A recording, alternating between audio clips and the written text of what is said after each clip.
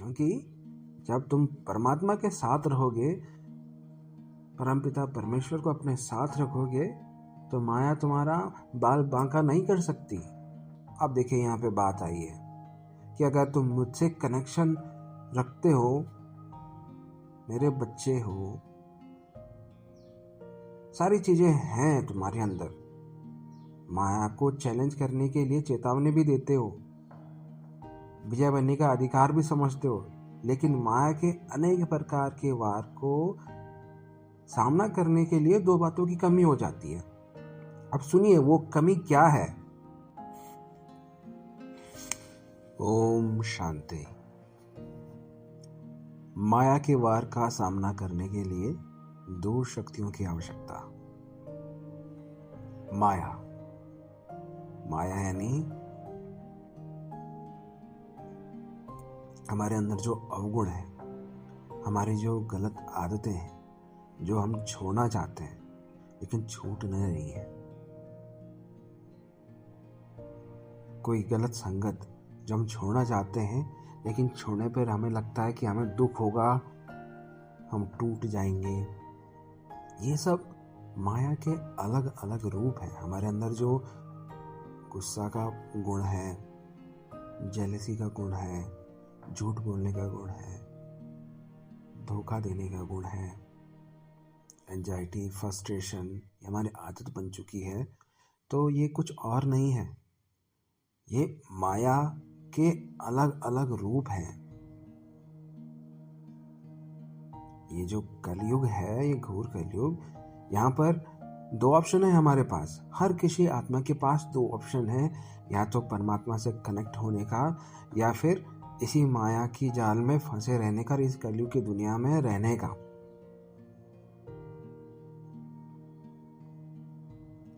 क्योंकि जो परमात्मा को याद करता है, परमात्मा से योग लगाता है, तो उसकी भी चेकिंग होती है। इसकी चेकिंग परमात्मा स्वयं नहीं लेते हैं। यहाँ पर माया भी पीछे पड़ी रहती है। अलग अलग जैसे गुण होते हैं ना, माया यानी कि जैसे हम ध्यान लगाते तो मन कहीं और चला जाता है, या 2-4 दिन हम कुछ काम करते हैं कंटिन्यूसली, फिर हम अपनी गंदी आदतों में, अपनी कुछ बुरी आदतों में फिर से फंस जाते हैं,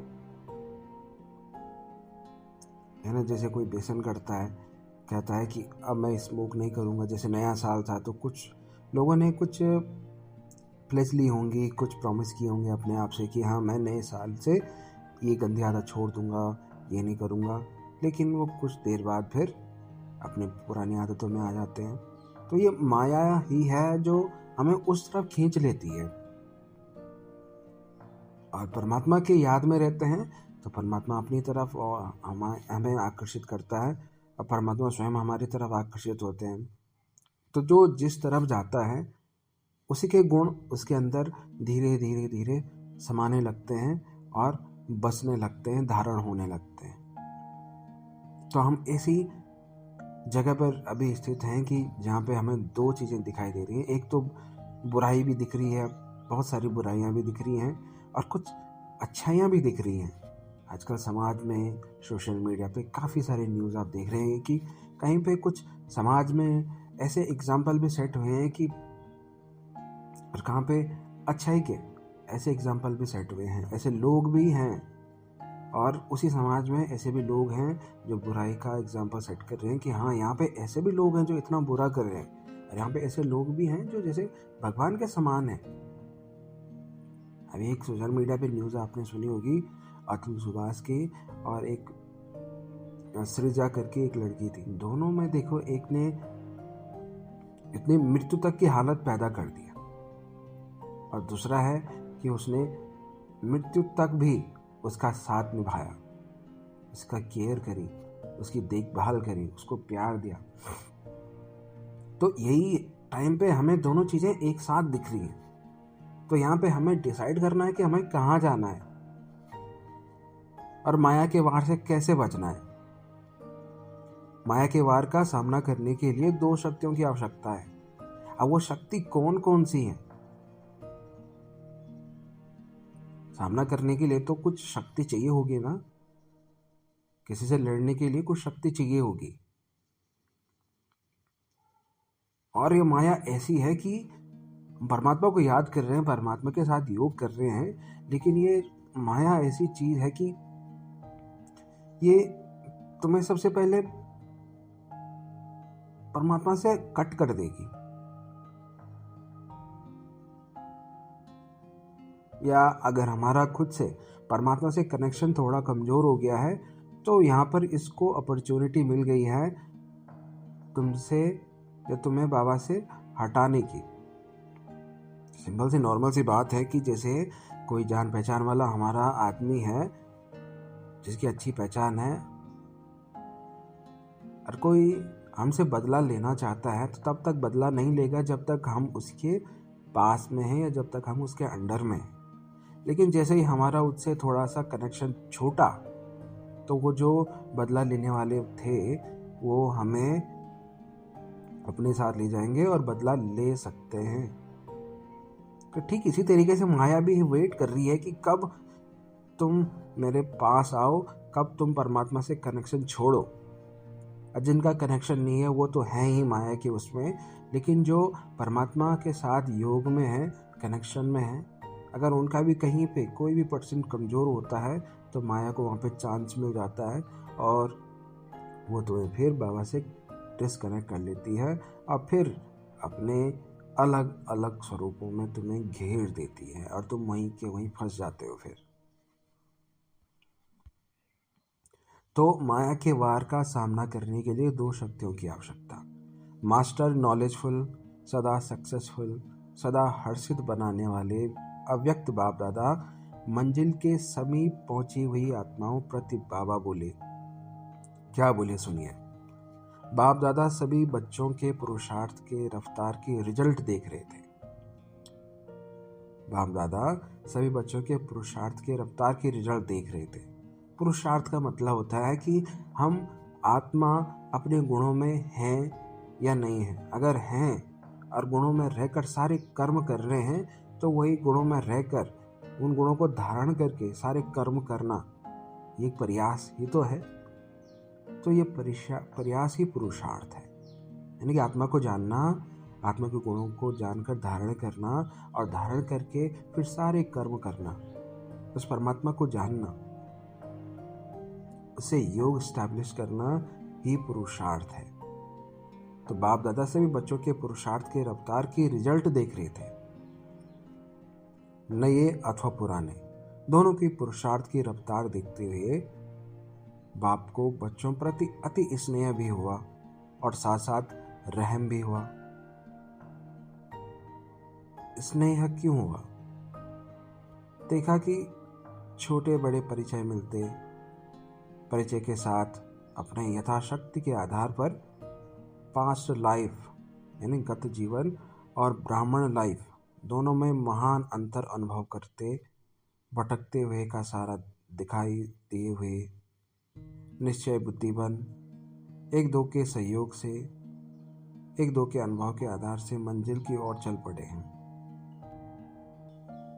खुशी, शक्ति, शांति या सुख की अनुभूति में कोई लोक लाज की परवाह न करते हुए लौकिक जीवन का अनुभव कदम को आगे बढ़ाता जा रहा है।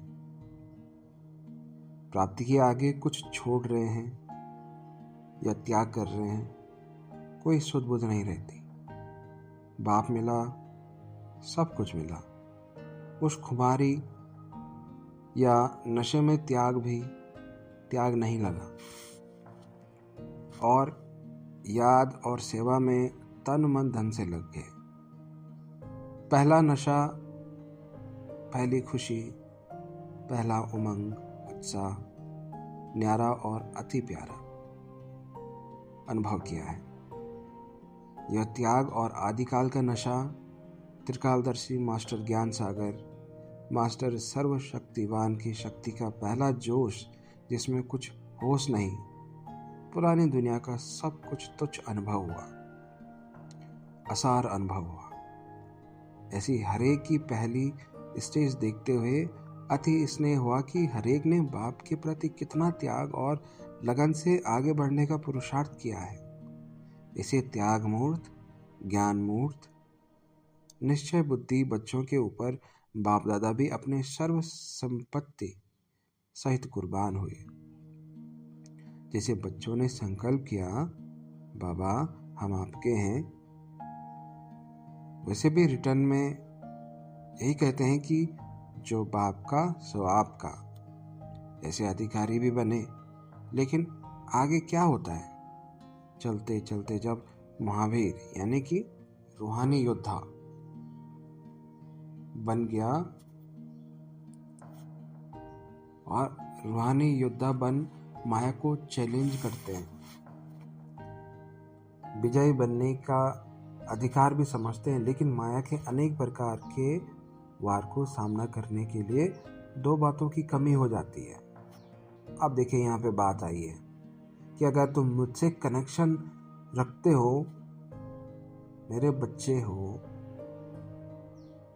सारी चीजें हैं तुम्हारे अंदर, माया को चैलेंज करने के लिए चेतावनी भी देते हो, विजय बनने का अधिकार भी समझते हो, लेकिन माया के अनेक प्रकार के वार को सामना करने के लिए दो बातों की कमी हो जाती है। अब सुनिए वो कमी क्या है, वो दो बातें कौन सी हैं? एक सामना करने की शक्ति की कमी और दूसरा है परखने और निर्णय करने की शक्ति की कमी। इन कमियों के कारण माया के अनेक प्रकार के वार से कब हार कब जीत होने से कब जोश कब होश में आ जाते हैं। सामना करने की शक्ति न होने के कारण बाप को सदा साथी बनाना नहीं आता है, साथ लेने का तरीका नहीं आता है। सहज तरीका है अधिकारीपन की स्थिति,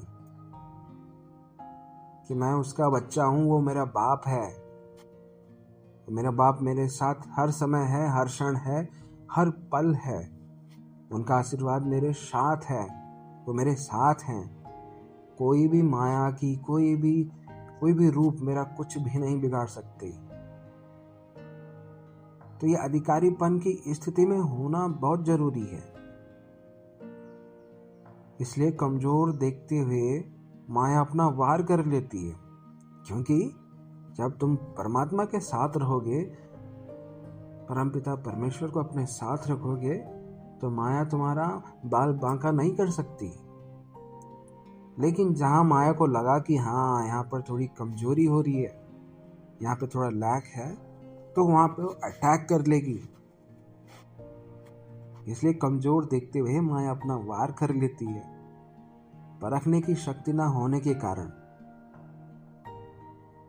बुद्धि की एकाग्रता नहीं है।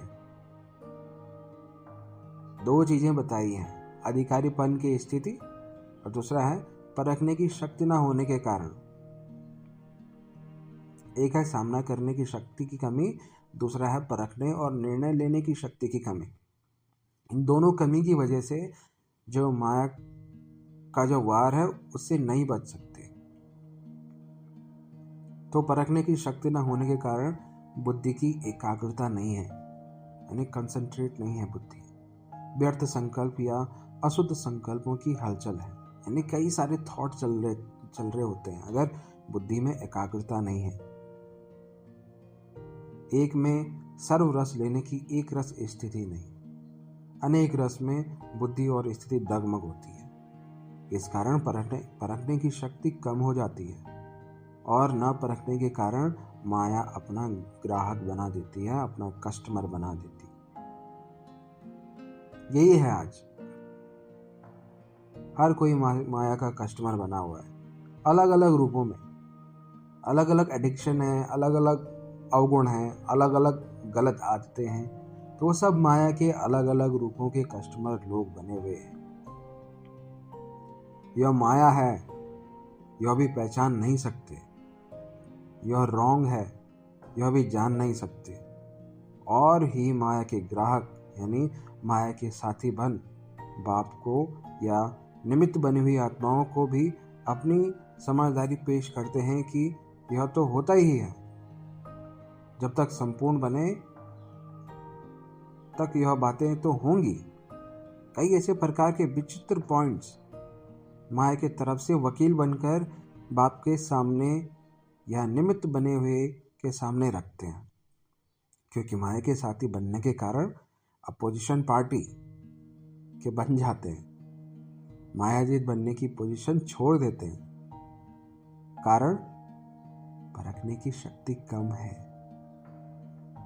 ऐसे वंडरफुल, आश्चर्यजनक और रमणीक केस बाप दादा के सामने बहुत आते हैं। पॉइंट्स भी बड़ी अच्छी अच्छी होती हैं। इन्वेंशन, आविष्कार भी बहुत कई करते हैं, क्योंकि बैकबोन माया होती है, क्योंकि उनके पीछे माया होती है। जब बच्चे की ऐसी स्थिति देखते हैं तो रहम आता है। बाप सिखाते हैं और बच्चे छोटी सी गलती के कारण क्या करते रहते हैं। छोटी सी गलती है श्रीमत में मनमत मिक्स करना। उसका आधार क्या है? श्रीमत यानी कि श्री यानी बाबा के गाइडेंस पे चलना, यह है श्रीमत। श्रीमत में मनमत यानी कि श्रीमत तो है कि बाबा है, लेकिन अपनी करना बीच में। तो श्रीमत में मनमत मिक्स कर लेना। उसका आधार क्या है? अलबेलापन और आलस्य। अलबेलापन यानी कि चलो देखी जाएगी ना, बाबा हैं, कोई बात नहीं है, ऐसा तो होता ही रहता है, ऐसी गंदी आदत तो आ ही जाती है। तो ये आलस्य और अलबेलापन है। अनेक प्रकार के माया के आकर्षण के पीछे आकर्षित होना। इसलिए जो पहला उमंग और उत्साह अनुभव करते हैं वह चलते चलते मायाजीत बनने की संपूर्ण शक्ति न होने के कारण कोई पुरुषार्थ हीन हो जाते हैं। क्या करें, कब तक करें, यह तो पता ही नहीं था, ऐसे व्यर्थ संकल्पों के चक्कर में आ जाते हैं। लेकिन यह सब बातें साइड सीन यानी रास्ते के नज़ारे हैं, मंजिल नहीं है। इनको पार करना है, न कि मंजिल समझकर यहाँ ही रुक जाना है। लेकिन कई बार इसको ही अपनी ही मंजिल यानी मेरा पार्ट ही यह है या तकदीर ही यह है, ऐसे रास्ते के नज़ारे को ही मंजिल समझ वास्तविक मंजिल से दूर हो जाते हैं। लेकिन ऊंची मंजिल पर पहुंचने से पहले आंधी तूफान लगते हैं। जहाज को उस पर जाने के लिए बीच भंवर में क्रॉस करना पड़ता ही है, क्रॉस करना पड़ता है। इसलिए जल्दी में घबराओ मत, थको मत, रुको मत। भगवान को साथ बनाओ तो हर मुश्किल सहज हो जाएगी। हिम्मतवान बनो तो मदद मिल ही जाएगी। सी फादर करो, फॉलो फादर करो तो सदा सहज उमंग उल्लास जीवन में अनुभव करेंगे। रास्ते चलते कोई व्यक्ति या वैभव को आधार नहीं बनाओ। जो आधार ही स्वयं विनाशी है वह अविनाशी प्राप्ति क्या करा सकता। एक बल एक भरोसा, इस पाठ को सदा पक्का रखो तो बीच भंवर से सहज निकल जाएंगे और मंजिल को सदा समीप अनुभव करेंगे। सुना, यही थी पुरुषार्थियों की रिजल्ट। मेजॉरिटी बीच भंवर में उलझ रहे हैं, लेकिन बाप कहते हैं यह सब बातें अपने मंजिल में आगे बढ़ने की गुड साइन समझो, शुभ चिन्ह समझो।